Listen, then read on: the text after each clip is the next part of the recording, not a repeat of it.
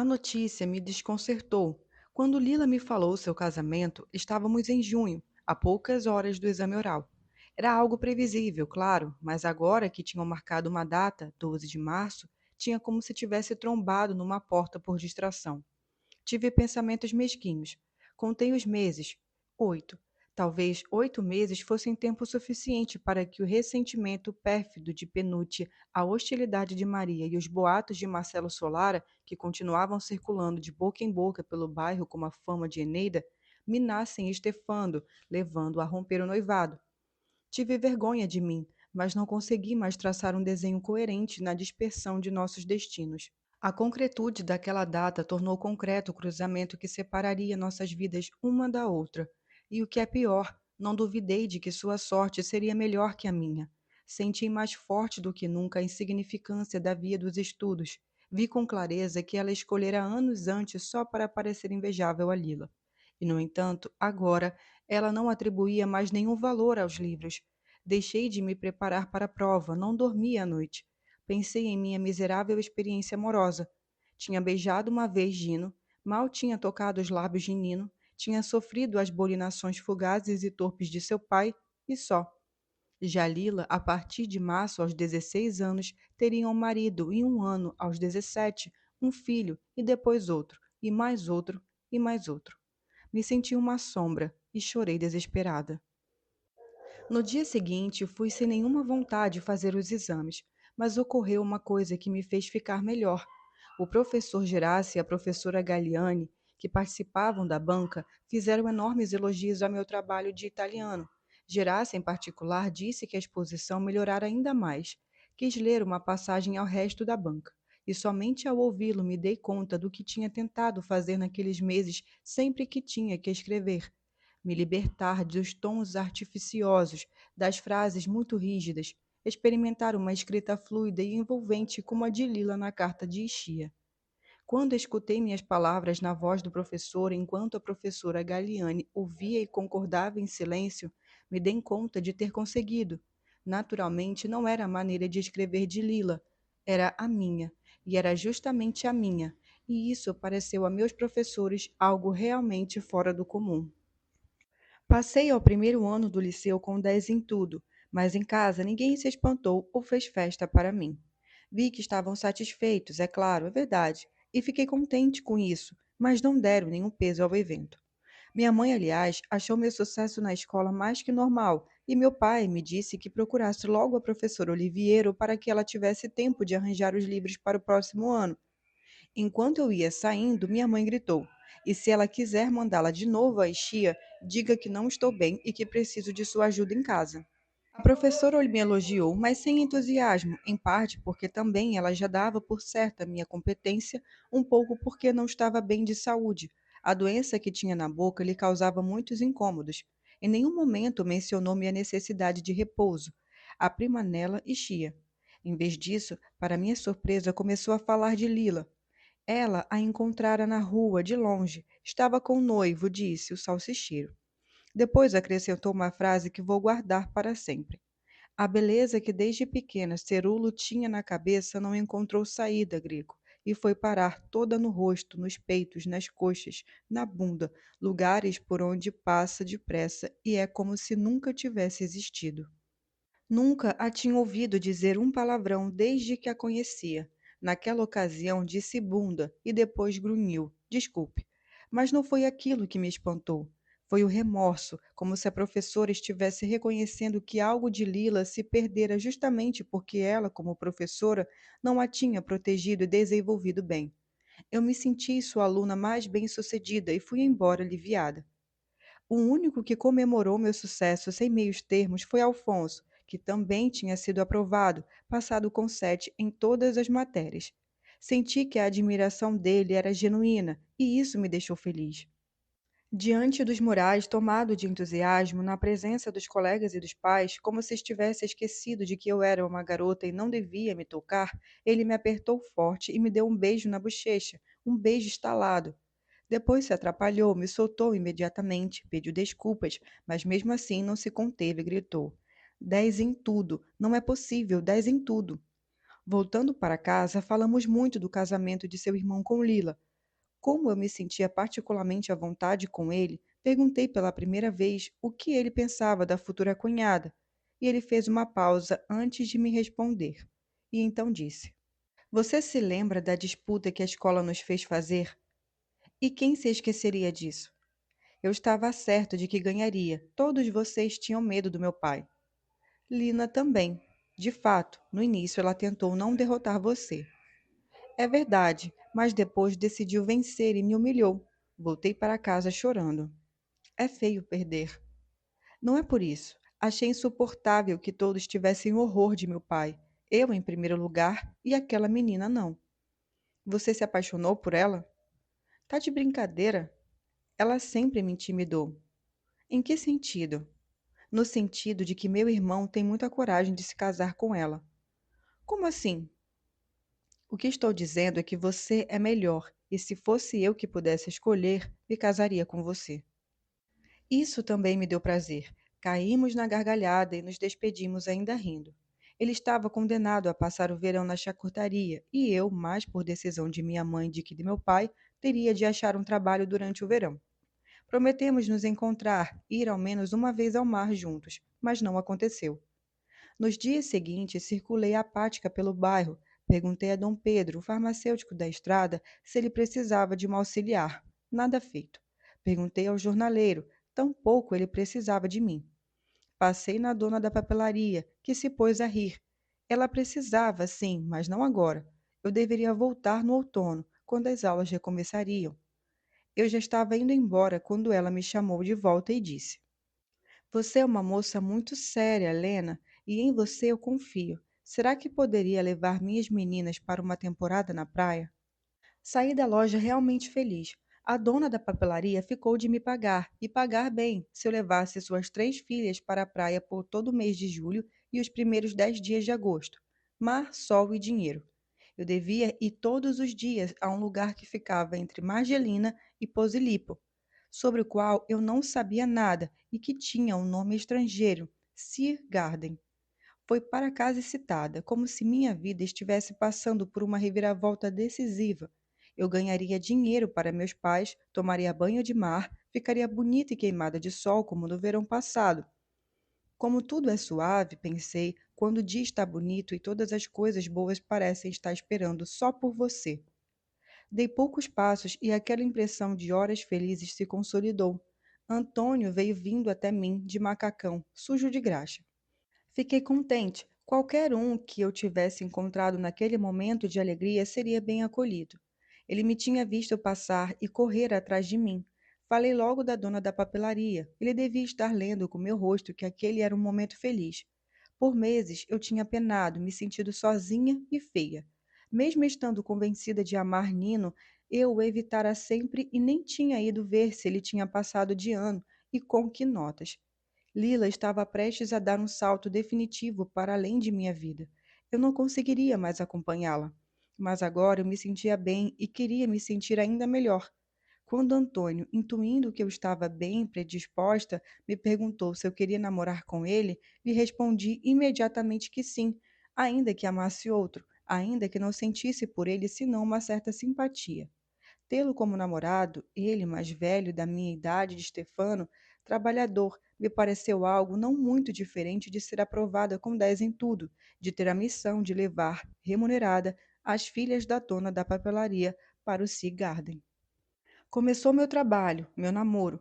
A dona da papelaria fez uma espécie de subscrição para mim e eu toda manhã atravessava a cidade com as 3 meninas nos ônibus lotados e as levava a qualquer lugar coloridíssimo, guarda-sóis, mar azul, plataformas de cimento, estudantes, mulheres bem de vida com muito tempo livre, mulheres vistosas com caras vorazes. Tratava com gentileza os salva-vidas que tentavam puxar conversa. Cuidava das meninas, tomava longos banhos com elas, exibindo o maior que, um ano antes, nela costurara para mim. Depois as alimentava, brincava com elas e as deixava beber água à vontade de uma fonte de pedra, mas atenta para que não escorregassem e quebrassem os dentes no chafariz. Retornava ao bairro no fim da tarde, devolvia as meninas à dona da papelaria e ia correndo ao encontro secreto com Antônio, queimada de sol e salgada de mar. Íamos até os pântanos nas vias secundárias. eu tinha medo de ser vista por minha mãe e talvez mais ainda pela professora Oliviero. Meus primeiros beijos de verdade foram com ele. Logo permiti que me tocasse os seios e entre as coxas. Eu mesma, uma noite, apertei seu pau dentro da calça, duro, grande, e quando ele o tirou para fora, eu o segurei com prazer com minha mão enquanto nos beijávamos. Aceitei aquelas coisas com suas questões em mente, muito nítidas. A primeira era: Lila fazia as mesmas coisas com Stefano? A segunda era: o prazer que sinto com esse rapaz é o mesmo que experimentei na noite em que Donato Sarratori me tocou? Em ambos os casos, Antônio acabava sendo apenas um fantasma útil para evocar, de um lado, os amores entre Lila e Stefano, de outro, a emoção forte, difícil de assimilar que o pai de Nino me proporcionara. Mas nunca me sentia em culpa. Ele se mostrava tão agradecido, me manifestava uma dependência tão absoluta naqueles nossos poucos contatos no pântano, que logo me convenci de que era ele que estava em débito comigo, que o prazer que eu lhe dava era muito superior ao que era dado por ele.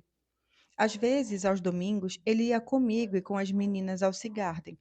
Gastava um monte de dinheiro com falsa desenvoltura, apesar de ganhar muito pouco, e além disso, detestava tomar sol. Mas o fazia por mim, só para estar ao meu lado, sem nenhum ressarcimento imediato, já que durante todo o dia não podíamos nos beijar ou nos tocar.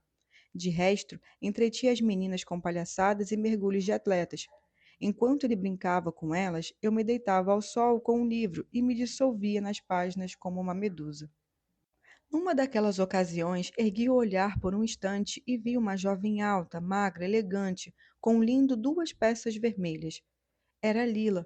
Agora, habituada a ter sempre os olhares masculinos sobre si, movia-se como se aquele lugar cheio de gente não houvesse ninguém, nem mesmo o jovem salva-vidas que a acompanhava até o guarda-sol. Não me viu, se eu não soube de se devia chamá-la. Usava óculos de sol e ostentava uma bolsa de tecido coloridíssimo. Eu ainda não lhe dissera nada sobre meu trabalho nem sobre Antônio. É provável que temesse seu julgamento sobre ambos. Vamos esperar que ela me chame, pensei, e voltei a me concentrar no livro, mas já sem conseguir ler. Logo em seguida, tornei a olhar em sua direção. O salva-vidas tinha aberto a cadeira de praia para ela, que se sentara ao sol. Enquanto isso, veio chegando Stefano, branquíssimo, com roupa de banho azul, a carteira na mão, com o isqueiro e os cigarros. Beijou Lila na boca, como os príncipes fazem com as belas adormecidas, e se sentou noutra cadeira. Mais uma vez tentei retomar a leitura. Há tempos estava habituada a me autodisciplinar e dessa vez, por alguns minutos, consegui de fato tornar e mergulhar no sentido das palavras. Lembro que o romance era Oblomov. Quando voltei a erguer o olhar, Stefano ainda estava sentado, olhando o mar, mas Lila tinha sumido. Procurei-a com os olhos e vi que ela estava falando com Antônio, enquanto Antônio apontava para mim.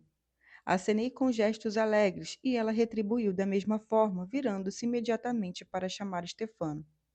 Fomos dar um mergulho os três juntos, enquanto Antônio tomava conta das meninas. Foi um dia aparentemente alegre. A certo ponto, Stefano nos levou ao bar e pediu um monte de coisas, sanduíches, bebidas, sorvetes, e as meninas logo abandonaram Antônio e concentraram toda a atenção nele. Quando os dois rapazes começaram a falar de não sei qual problema no conversível, uma conversa em que Antônio brilhou, levei as meninas embora para que não perturbassem. Lila veio atrás de mim. Quanto a dona da papelaria está lhe pagando? Eu respondi: é pouco. Segundo minha mãe, é até demais. Você deve se valorizar, Helena. Vou me valorizar quando levar seus filhos para a praia. E eu vou lhe dar uma caixa de moedas de ouro. Eu sei quanto vale passar o tempo em sua companhia. Eu a olhei para entender se estava zombando. Não estava, mas brincou logo depois quando apontou para Antônio. Ele conhece seu valor? Estamos namorando há 20 dias. Você o ama? Não. E então? Provoquei-a com o olhar. Você ama Stefano? Respondeu séria. Muitíssimo. Mais que seus pais, mais que Rino, mais do que todos, mas não mais que você. Você está zombando de mim. Mas ao mesmo tempo pensei, Ainda que esteja zombando, é muito bom conversarmos assim, ao sol, sentadas no cimento quente, com os pés na água. Paciência de não me perguntou que livro estou lendo. Paciência se não se interessou em saber como foram minhas provas no quinto ginásio. Talvez nem tudo esteja acabado. Mesmo depois de casada, alguma coisa entre nós durará. Disse a ela. Venho aqui todos os dias. Por que não vem também?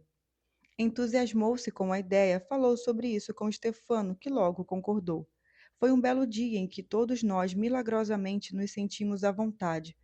Depois o sol começou a baixar. Era hora de levar as meninas para casa. Stefano foi até o caixa e descobriu que Afonso já tinha pagado tudo. Lamentou muitíssimo, agradeceu calorosamente.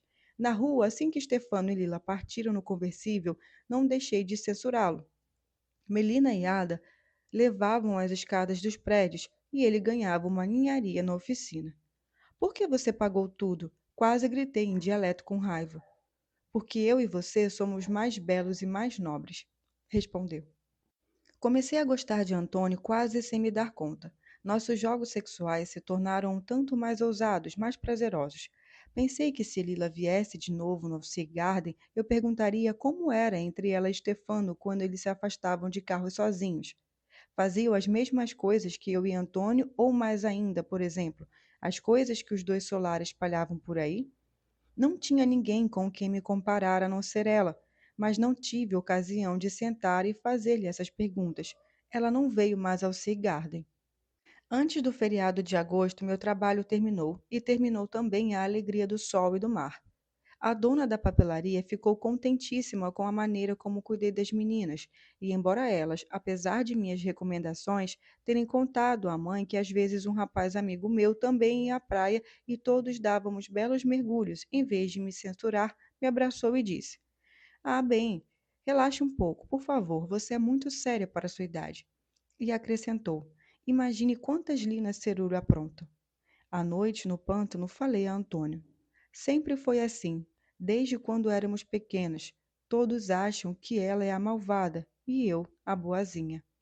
Ele me beijou e murmurou irônico. Por quê? Não é assim? Aquela resposta me enterneceu e me impediu de dizer que devíamos nos deixar. Era uma decisão que me parecia urgente. Afeto não era amor, e eu amava Nino. Sabia que o amaria assim para sempre. Tinha em mente uma conversa serena. Queria lhe dizer: Foi um período lindo. Você me ajudou muito no momento em que eu estava triste. Mas agora a escola vai recomeçar e neste ano eu vou cursar o primeiro ano de liceu. Tenho matérias novas. É um período difícil, preciso estudar muito. Me desculpe, mas devemos terminar. Sentia que era necessário fazer isso, e toda a tarde eu ia ao nosso encontro nos pântanos com minha fala pronta. Mas ele era tão afetuoso, tão apaixonado, que me faltava coragem, e então eu adiava. Veio o ferragosto, o feriado passou, chegou o fim do mês. Eu me dizia: não se pode beijar, bolinar uma pessoa, se deixar bolinar e ter por ela só um pouco de afeto.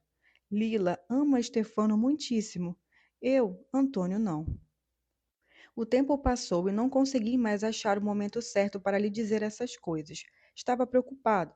Com o calor, Melina em geral piorava, mas na segunda metade de agosto a piora foi muito visível. Ela voltara a pensar em Sarratori, que ela chamava de Nonato. Dizia que o tinha visto, dizia que tinha vindo buscá-la. Os filhos não sabiam o que fazer para acalmá-la. Quanto a mim, temi que Sarratori realmente tivesse aparecido no bairro, e não atrás de Melina, mas de mim. À noite eu acordava sobressaltada com a impressão de que ele tivesse entrado pela janela e estivesse no quarto. Depois me acalmei e pensei: deve estar de férias em Barano, nos Maronte, e não aqui, com todo este calor, as moscas e as poeiras. Mas numa manhã em que eu estava indo fazer as compras, ouvi alguém me chamar. Me virei e à primeira vista não o reconheci. Depois foquei o bigode preto, os traços agradáveis dourados de sol, a boca de lábios finos. Segui em frente. Ele veio atrás de mim. Disse que o fizera sofrer ao não me encontrar na casa de Nela, em Barano, naquele verão. Disse que só pensava em mim, que sem mim não poderia viver. Disse que para dar uma forma ao nosso amor tinha escrito muitos poemas e queria lê-los para mim. Disse que queria me ver, falar comigo sem pressa, que se eu me negasse, ele se mataria.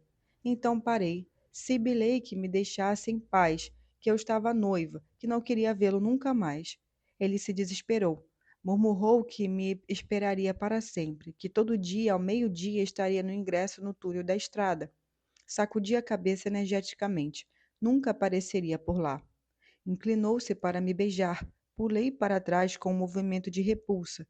Ele deu um sorriso desapontado e murmurou: Você é inteligente, é sensível. Vou lhe trazer os poemas de que mais gosto. E foi embora. Eu estava assustadíssima, não sabia o que fazer. Decidi recorrer a Antônio. Naquela mesma noite, no pântano, lhe disse que sua mãe tinha razão. Donato Sarratori estava rondando o bairro. Ele me parara na rua, pedia que eu dissesse a Melina que a estaria e esperaria sempre todos os dias na entrada do túnel, a meio-dia. Antônio ficou soturno e murmurou: O que eu devo fazer? Disse que eu mesma o acompanharia ao encontro e que juntos teríamos uma conversa clara com Sarratório sobre o estado de saúde de sua mãe. Naquela noite não dormi nada de tanta preocupação. No dia seguinte fomos ao túnel. Antônio estava taciturno, caminhava sem pressa, sentia que carregava um peso que o deixava lento. Uma parte dele estava furiosa, a outra estremecia. Pensei com raiva. Foi capaz de enfrentar o Solara por causa de Ada, de Lila, mas agora está intimidado só porque a seus olhos Donato Sarratori é uma pessoa importante, de prestígio. Senti-lo assim me deixou mais determinada. Tive vontade de sacudi-lo e de gritar. Você não escreveu nenhum livro, mas é muito melhor do que aquele homem. Mas me limitei a lhe dar o abraço. Quando Sarratori nos avistou de longe, tentou sumir depressa no escuro do túnel. Eu o chamei. Senhor Sarratori? Virou-se de má vontade. Então lhe disse, tratando-o por senhor, algo naquela época incomum em nosso meio.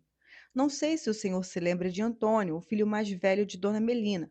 Sarratori impostou uma voz aguda, muito afetuosa. Claro que me lembro. Oi, Antônio. Eu e ele somos namorados. Ah, muito bem.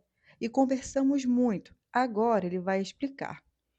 Antônio entendeu que chegara seu momento e disse palidíssimo, tenso, penando para falar em italiano. Estou muito feliz de encontrá-lo, senhor Sarratori. Eu não esqueço. Serei sempre grato ao senhor pelo que fez por nós depois da morte de meu pai. Agradeço, sobretudo, por me ter colocado na oficina do senhor Gorrésio. Devo ao senhor se aprendi um ofício.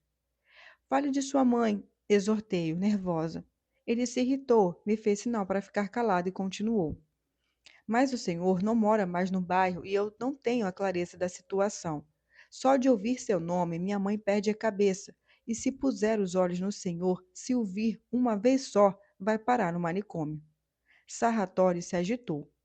Antônio, meu filho, jamais tive qualquer intenção de fazer mal à sua mãe. Você justamente se lembra de quando me desdobrei por vocês. E, de fato, sempre quis apenas ajudar a ela e a todos vocês. Então, se o senhor quiser continuar ajudando, não a procure, não lhe mande livros, não apareça no bairro. Isso você não pode me pedir, não pode me impedir de rever os lugares que me são mais queridos, disse Sarratório com uma voz calorosa, artificialmente comovida. Aquele tom me indignou. Eu já o conhecia, ele falara assim frequentemente em Barano, na praia dos Morontes. Era uma voz pastosa, aliciante, a voz que ele imaginava própria de um homem de autoridade que escrevia versos e artigos no Roma. Estive a ponto de intervir, mas Antônio, me surpreendendo, se antecipou a mim. Curvou os ombros, enterrou a cabeça e alongou uma mão até o tórax do Donato Sarratori, empurrando-o em seus dedos poderosos, disse em dialeto: Eu não vou lhe impedir, mas prometo que, se o senhor tirar de minha mãe o pouco de juízo que ela ainda tem, nunca mais vai ter vontade de rever estes lugares de merda. Sim, disse depressa. Entendi, obrigado. Deu meia volta e rumou direto para a estação. Dei o braço a Antônio, orgulhosa de sua reação, mas percebi que ele estava tremendo. Talvez pela primeira vez pensei que não tinha sido para ele. Desde menino, a morte do pai e depois o trabalho, a responsabilidade que recaiu sobre ele, o colapso de sua mãe. Levei-o embora cheia de afeto e me dei mais um prazo. Só vou deixá-lo depois do casamento de Lila, me disse. Por muito tempo, o bairro recordou aquele casamento. Seus preparativos se entrelaçaram com o lento, elaborado, polêmico nascimento dos calçados Cerulo, e pareciam duas empresas que, por um motivo ou outro, estavam fadadas a não se realizar. De resto, o casamento interferia consideravelmente na sapataria. Fernando e Rino se esfaltavam não só nos sapatos novos, que por ora não rendiam nada, mas também em mil outros trabalhos imediatamente rentáveis, já que necessitavam com urgência de alguma entrada. Precisavam juntar bastante dinheiro para assegurar a Lila algum enxoval e o coquetel, que fizeram questão absoluta de assumir para não parecer que eram os miseráveis. A consequência é que a tensão na casa Cerulo foi altíssima durante meses. Nunzia bordava lençóis noite e dia, e Fernando fazia cenas frequentes, lamentando a época feliz em que ele, na biboca em que era o rei, colava, costurava e martelava tranquilo, com as taxinhas entre os lábios. Os únicos que pareciam serenos eram os noivos. Houve apenas dois breves momentos de atrito entre eles. O primeiro estava relacionado com a futura casa. Stefano queria comprar um apartamentinho no bairro novo. Já Lila preferia morar em um lugar com apartamentos nos velhos edifícios. Discutiram. A casa no bairro velho era maior, porém escura e sem vista, como de resto todas as casas daquela zona. O apartamento no bairro novo era menor, mas tinha uma banheira enorme, como nas propagandas de Palmaville, bidê e fachada para o Vesúvio. Foi inútil objetar que se o Vesúvio era uma silhueta vaga e distante que se apagava no céu nublado, a menos de 200 metros corriam nítidos os trilhos da ferrovia. Stefano estava seduzido pelo novo, pelos apartamentos de piso lustroso, com paredes branquíssimas, e Lila teve de ceder. O que mais contava é que antes de completar 17 anos, seria a dona de sua casa, com água quente saindo das torneiras e não alugada, mas própria. O segundo motivo foi atrito à viagem de lua de mel. Stefano propôs ir a Veneza e Lila, revelando uma tendência que depois marcaria toda a sua vida, insistiu em não se afastar muito de Nápoles. Sugeriu uma temporada em Chia, em Capri, quem sabe na costa amalfitana, lugares em que nunca tinha estado. O futuro marido concordou quase de imediato. Quanto ao resto, houve tensões mínimas, sobretudo reflexos de problemas internos das respectivas famílias. Por exemplo, se Stefano revisava essa pataria cerulo, quanto mais tarde encontrava a Lila, sempre acabava deixando escapar palavras duras sobre Fernando e Rino, e ela tomava as dores da família e partia em sua defesa. Ele balançava a cabeça pouco convencido, começava a achar a história dos sapatos um investimento excessivo de dinheiro e, no final do verão, quando houve fortes tensões entre ele e os dois Cerulo, impôs um limite severo ao faz e desfaz do pai, do filho e dos ajudantes. Disse que até novembro queria ver os primeiros resultados, pelo menos os modelos de inverno, para homem e mulher, prontos para serem expostos na vitrine antes do Natal. Depois, bastante nervoso, deixou escapar com Lila que Rino era mais rápido em pedir dinheiro que em trabalhar. Ela defendeu o irmão, ele replicou. Ela subiu nas tamancas, ele recuou imediatamente. Foi buscar o par de sapatos que tinha originado todo aquele projeto, sapatos comprados e nunca usados, conservados como testemunho preciosíssimo de sua história, e os apalpou, os cheirou, se comoveu falando de como sentia, via e sempre vira neles suas mãozinhas de quase menina que tinham trabalhado ao lado das masmorras do irmão. Diminuí os encontros no Pântanos, até porque a escola já iria começar. Estava certa de que Lila, justamente por causa das aulas, das tarefas, me deixaria fora dos preparativos do casamento, pois já se habituara aos meus sumiços durante o ano letivo. Mas não foi assim. As tensões com Penúcia tinham aumentado muito durante o verão. Não se tratava mais de vestidos ou chapéus ou encharpes ou de joias. A certa altura, Pinúcia disse ao irmão, na presença de Lila e de modo claro, que ou sua noiva começaria a trabalhar na charcutaria, se não logo, pelo menos após a viagem de núpcias, trabalhar como toda a família fizera desde sempre, como até Alfonso sempre fazia quando a escola permitia, ou ela deixaria de trabalhar. E dessa vez, a mãe a defendeu de maneira explícita.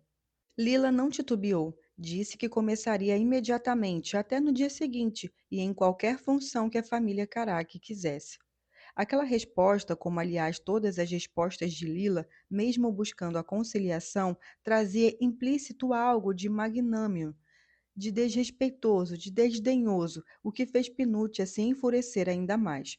Ficou muito claro que a filha do sapateiro já era sentida pelas duas mulheres como uma bruxa que viera bancar a patroa, para jogar dinheiro fora sem mover uma palha, para subjugar o macho da casa com suas artimanhas, obrigando-o a fazer enormes injustiças contra seu próprio sangue, vale dizer, contra a irmã carnal e até contra a mãe. Stefano, como de hábito, não retrucou imediatamente. Esperou a irmã desabafar e então, como se o problema de Lila e sua função no pequeno negócio familiar não tivesse sequer mencionado, disse pacatamente que Penúcia, em vez de trabalhar na charcutaria, faria bem em ajudar a noiva nos preparativos do casamento. Não precisa mais de mim? Reagiu a irmã. Não, a partir de amanhã vou contratar Ada em seu lugar, a filha de Melina. Foi ela quem sugeriu? Gritou a moça, indicando Lila. Não é da sua conta. Ouviu, mãe? Ouviu o que ele disse? Acha que é o chefe absoluto aqui dentro. Houve um lapso insuportável de silêncio até que Maria se levantou da banqueta atrás do caixa e disse ao filho: Então ache outra pessoa para ficar aqui também, porque estou cansada e não quero mais me esgotar.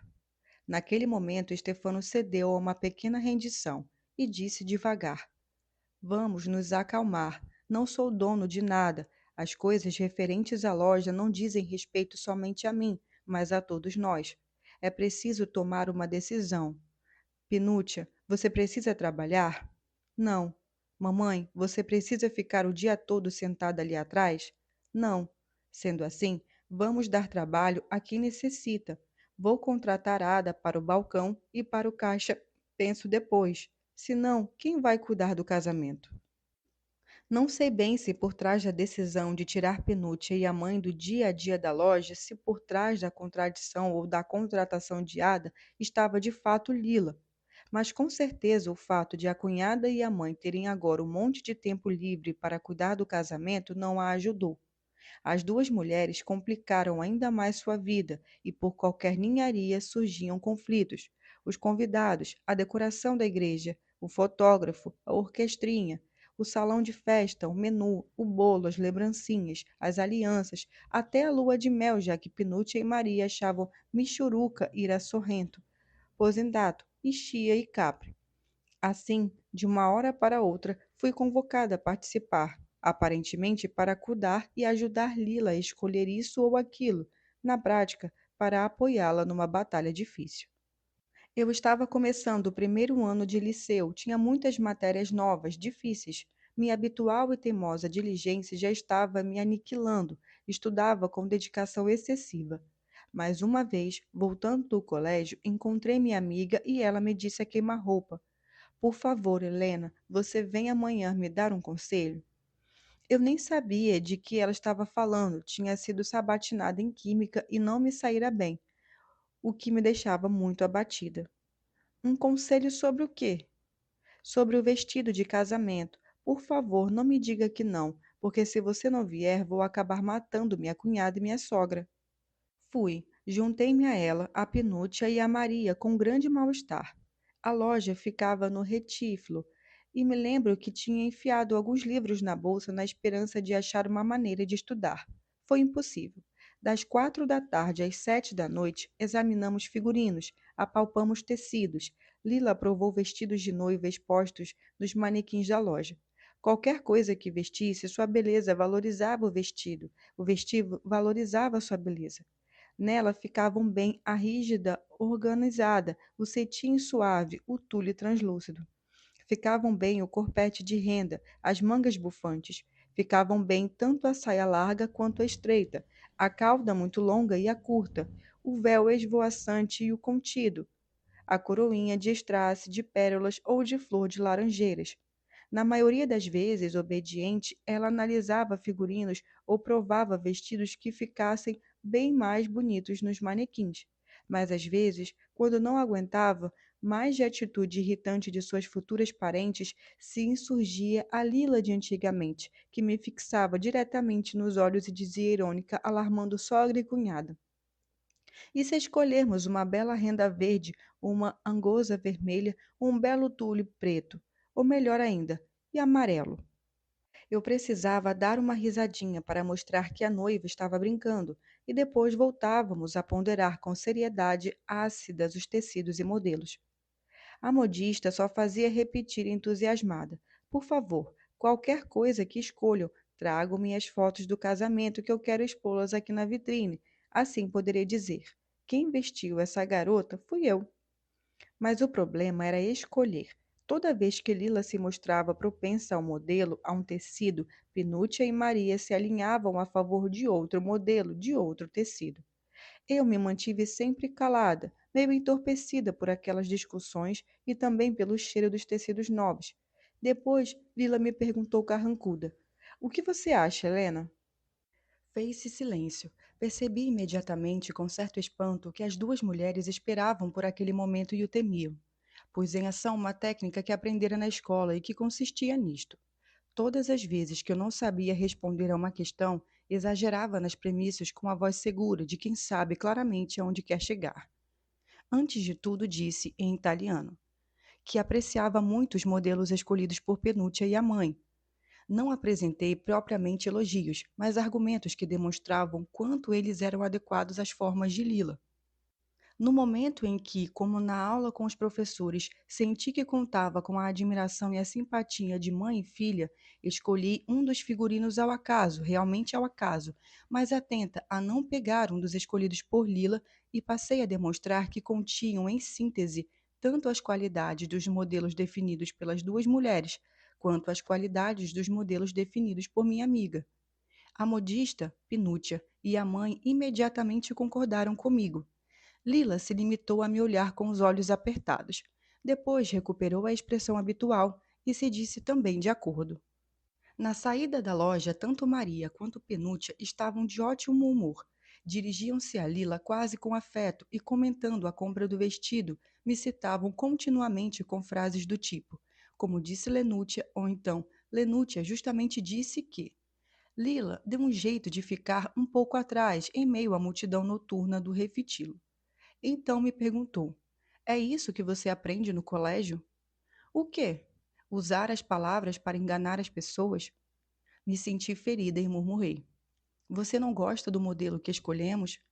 Gosto muitíssimo. E então? Então me faça o favor de vir sempre com a gente toda vez que eu pedir. Fiquei irritada e respondi: Você quer me usar para enganá-las? Ela respondeu que eu estava ofendida e apertou forte minha mão. Não quis dizer, nem lhe dizer uma coisa ruim. Queria apenas dizer que você é ótima em atrair o amor das pessoas. A diferença entre mim e você, desde sempre, é que de mim as pessoas têm medo, de você não. Talvez seja porque você é cruel. Eu disse, cada vez mais irritada. Pode ser, respondeu, e percebi que a magoara, assim como ela me havia magoado. Então, arrependida, acrescentei logo para remediar. Antônio está e até morreria por você. Pediu que lhe agradecesse pelo tamanho e pelo trabalho que conseguiu para a irmã. Foi Estefano quem deu o trabalho à Ada e replicou: Eu sou cruel. Desde aquele momento, fui chamada frequentemente a participar das escolhas mais acirradas e, às vezes, como descobri, a pedido não de Lila, mas de Pinúcia e da mãe. De fato, fui eu que escolhi as lembrancinhas. De fato, escolhi o restaurante na Rua Horásio. De fato, escolhi o fotógrafo, convencendo-as a acrescentar ao serviço fotográfico um filminho em Super 8. Em cada circunstância, me dei conta de que, ao passo que eu me entusiasmava por tudo, como se cada uma daquelas questões fosse um treinamento para quando viesse a ver se eu ia me casar, Lila dava pouquíssima atenção às etapas de seu casamento. Fiquei espantada com isso, mas era precisamente assim. O que realmente a preocupava era estabelecer de uma vez por todas que, em sua futura vida de esposa e de mãe em sua casa, a cunhada e a sogra não meteriam um bico, mas não se tratava de costumeiro conflito entre sogra, nora e cunhada. Tive a impressão, pelo modo como me usava, como manipulava Stefano, que se debatia para achar dentro da gaiola em que se fechara uma maneira de ser toda sua, mas que ainda não era obscura. Obviamente, eu perdia tardes inteiras dirimindo suas questões, estudando pouco e em 2 ocasiões nem fui à escola. A consequência é que o boletim do primeiro trimestre não foi particularmente brilhante. Minha nova professora de latim e grego, a estimadíssima Galiane, me levava na palma da mão, mas em filosofia, química e matemática conseguia apenas alcançar a média. Além disso, certa manhã me meti num grande apuro. Como o professor de religião fazia contínuas filípticas contra os comunistas, contra o seu ateísmo, me senti impelida a reagir, não sei bem se movida por meu afeto a Pasquale, que desde sempre se declarara comunista, ou simplesmente porque percebi que todo o mal que o padre falava dos comunistas dizia respeito diretamente a mim, que era o xodó da comunista por excelência, a professora Galliani. O fato é que levantei a mão e disse, eu que fizera com sucesso um curso de teologia por correspondência, que a condição humana era tão evidentemente exposta à fúria cega do acaso que confiar em um Deus, em Jesus, no Espírito Santo, este último, uma entidade de toda supérflua, estava ali somente para compor uma trindade, notoriamente mais nobre que o simples binômio pai-filho. Era o mesmo que colecionar figurinhas enquanto a cidade queima no fogo do inferno. Alfonso logo percebeu que estava me excedendo e timidamente me puxou pelo uniforme, mas não lhe dei bola e continuei até o final, até que aquela comparação conclusiva. Pela primeira vez fui expulsa da sala e recebi uma nota de repúdio no registro de classe. Assim que me vi no corredor, primeiro me senti desorientada. O que tinha acontecido, por que me comportara de modo tão imprudente, de onde me viera a convicção absoluta de que as coisas e eu estava dizendo eram justas e deviam ser ditas. Depois lembrei que tivera aquelas mesmas conversas com Lila e me dei conta de que me metera naquela cilada só porque, apesar de tudo, continuava atribuindo a ela autoridade suficiente para me dar a força de desafiar meu professor de religião. Lila não abria mais um livro, não estudava mais, estava prestes a se tornar esposa de um salsicheiro, provavelmente terminaria no caixa da loja em lugar da mãe de Stefano. E eu? Tinha buscado nela a energia para inventar uma imagem que definia a religião como uma coleção de figurinhas, enquanto a cidade queima no fogo do inferno? Então não era verdade que a escola era uma riqueza pessoal minha, já distante de sua órbita de influência? Derramei lágrimas em silêncio diante da porta da sala. Mas as coisas mudaram inesperadamente. Ao fundo do corredor apareceu Nino Sarratori. Depois do novo encontro com seu pai, com maior razão eu me comportava como se ele não existisse, mas vê-lo naquele momento difícil me reanimou e enxuguei as lágrimas depressa. De todo modo, ele deve ter notado que algo não estava bem e veio em minha direção. Estava maior, tinha pomo de Adão muito saliente, os traços marcados por uma barba azulada, um olhar mais firme. Impossível evitá-lo. Não podia entrar de novo na sala, não podia me afastar rumo aos banheiros.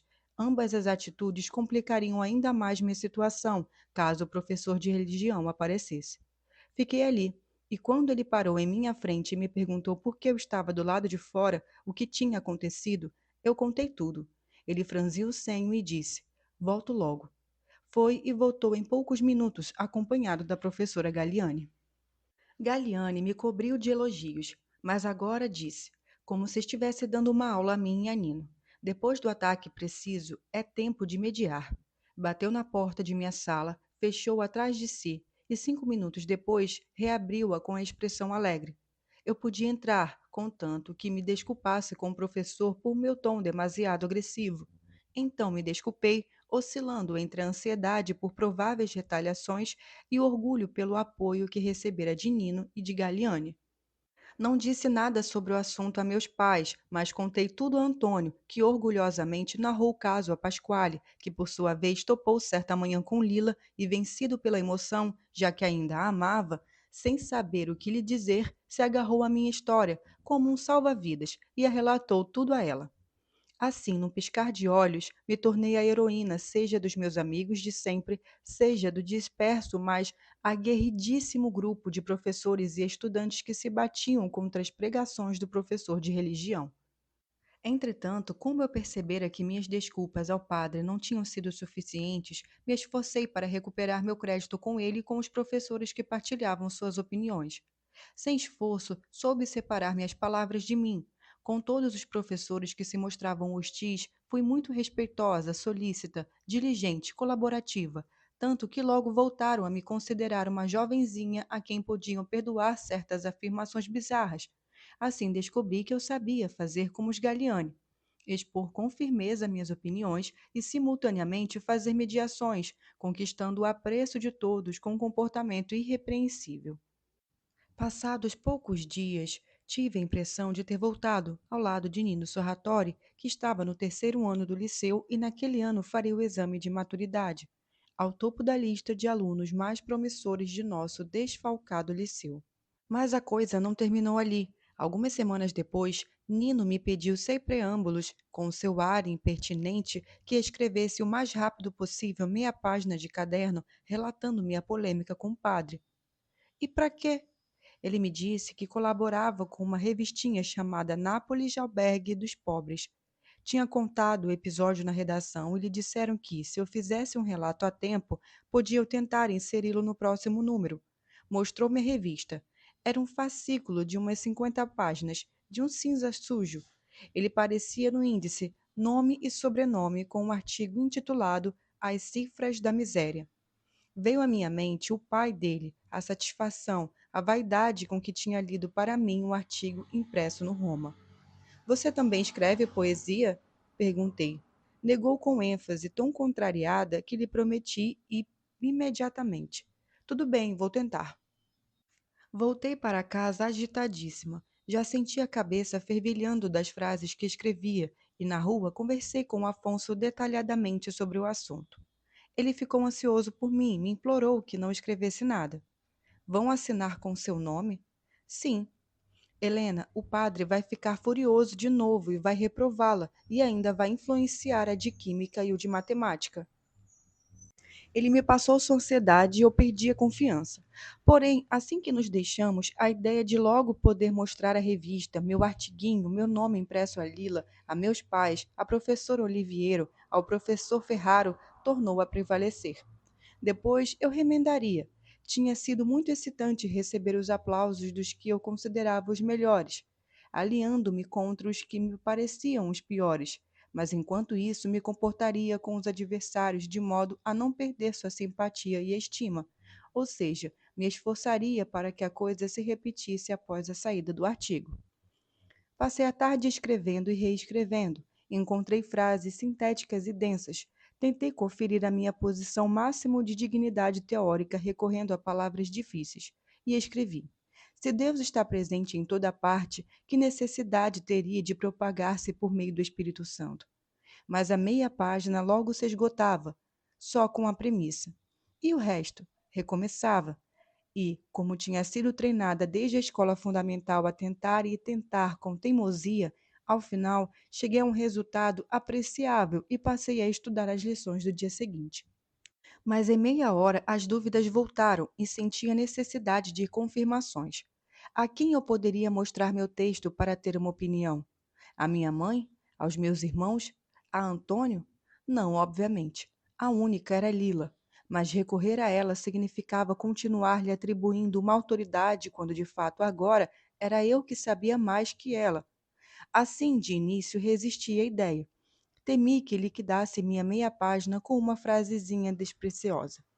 Temi ainda mais que aquela frasezinha ficasse de algum modo remoendo em minha cabeça, impedindo-me e pensamentos excessivos, os quais eu acabaria transcrevendo em minha meia página, arruinando-lhe o equilíbrio.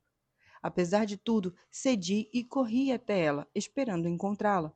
Estava na casa dos pais. Falei sobre a proposta de Nino e lhe passei o caderno. Olhou a página sem vontade, como se a escrita lhe ferisse os olhos. Então me perguntou exatamente como Afonso. Vão pôr seu nome? Fiz sinal que sim.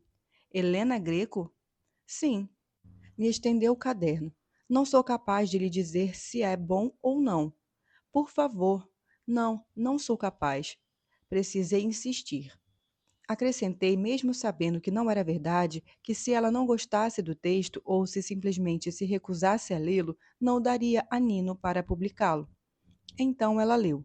Pareceu-me contrair-se inteira, como se lhe tivesse arremessado um peso. E tive a impressão de que estava fazendo um esforço imenso para libertar do fundo de si a velha Lila, aquela que lia, escrevia, desenhava, projetava com prontidão e a naturalidade de uma reação instintiva. Quando ao final conseguiu, tudo pareceu prazerosamente leve. Posso rasurar? Pode. Cancelou muitas palavras e uma frase inteira. Posso deslocar uma coisa? Pode. Circulou um período e o deslocou com uma linha ondulada em cima da folha. Posso transcrever tudo em outra folha? Pode. Pode deixar que eu faça isso. Não, não, deixa que eu faço. Ficou um tempo copiando. Quando me devolveu o caderno, disse: Você é boa mesmo, por isso lhe dão sempre 10. Senti que não havia ironia, que era um elogio verdadeiro. Depois acrescentou com repentina dureza: Não quero ler mais nada do que você escreve. Por quê? Pensou um pouco. Porque me faz mal. E bateu no centro da cabeça com os dedos, morrendo de rir.